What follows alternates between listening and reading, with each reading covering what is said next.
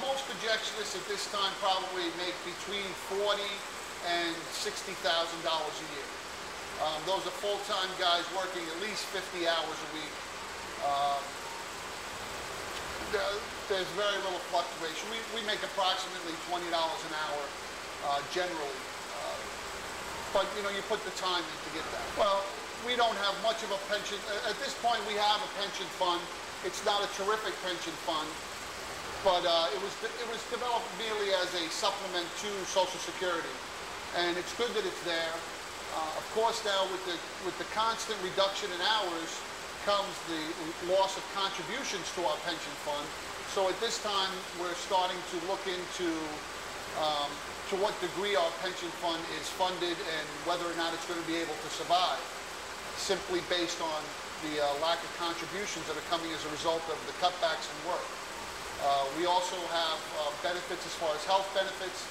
We, you know, with the rising cost of health benefits and the reduction in contributions by the employers, it's forced us to take less and less as far as coverage is concerned. But so far, we've been able to maintain that. If we accept a Regal contract now, it may make it very difficult for us to maintain both of those. Well, the fact that Hollywood makes billions of dollars, or you know, $500 million or several $100 million on their productions, and we don't cost a lot of money at this end. When you think about the kind of money that's being spent to produce a film, it's not unusual for them to cost $100 million. Those films return $400 or $500 million back. We're $40,000 a year employees. We're trying to deliver a service and the best service we can. I don't think that we're the reason that Hollywood is not making money. I'm sure Hollywood is making money, and they're just trying to get rid of us, mostly because we're union. The number of screens on Long Island, it's pretty saturated. All the majors have a lot of screens on Long Island, which tend to spread out the number of people who at each location. So the attendance is probably down. I'm sure there's a lot of reasons for that. One of which is quality, is the quality of the presentation. But there are other issues also. The quality of the films that are being made, the originality of the films that are being made. But I would say generally, multiplex theaters are experiencing a certain loss of people. You know, people are not so quick to go to the movies anymore for a lot of reasons. And one of which I think is poor presentation of the films itself.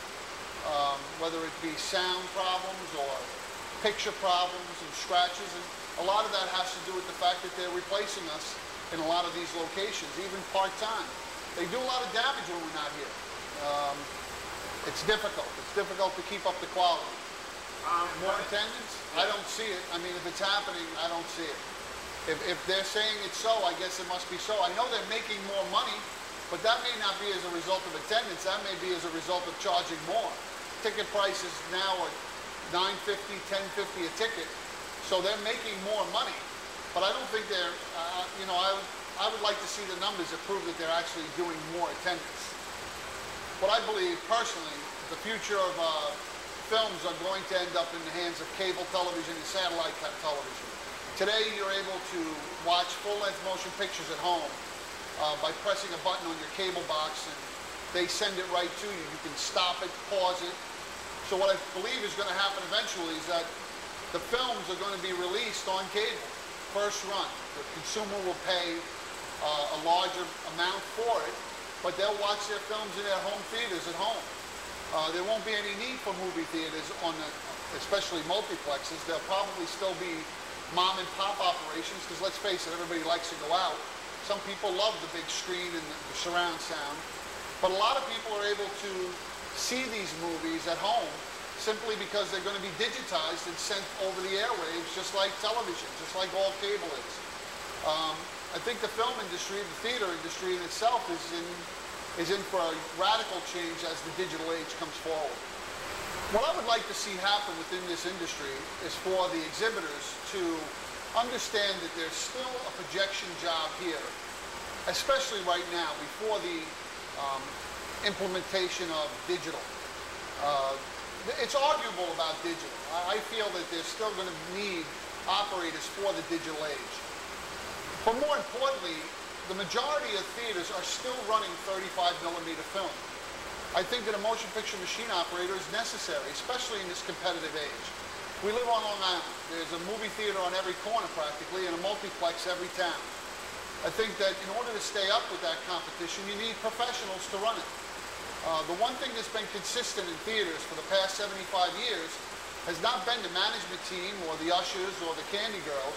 It's been the projections. We've been in this industry for 75 years.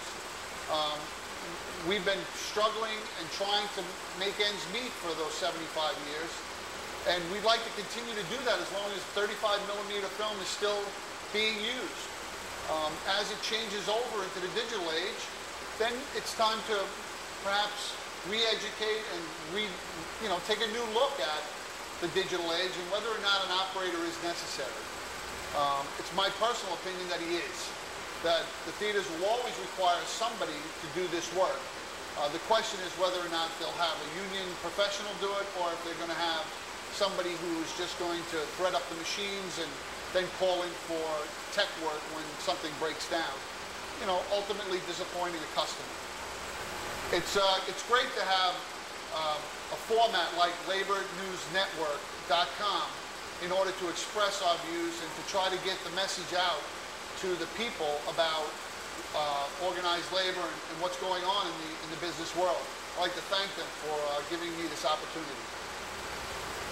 Thank you.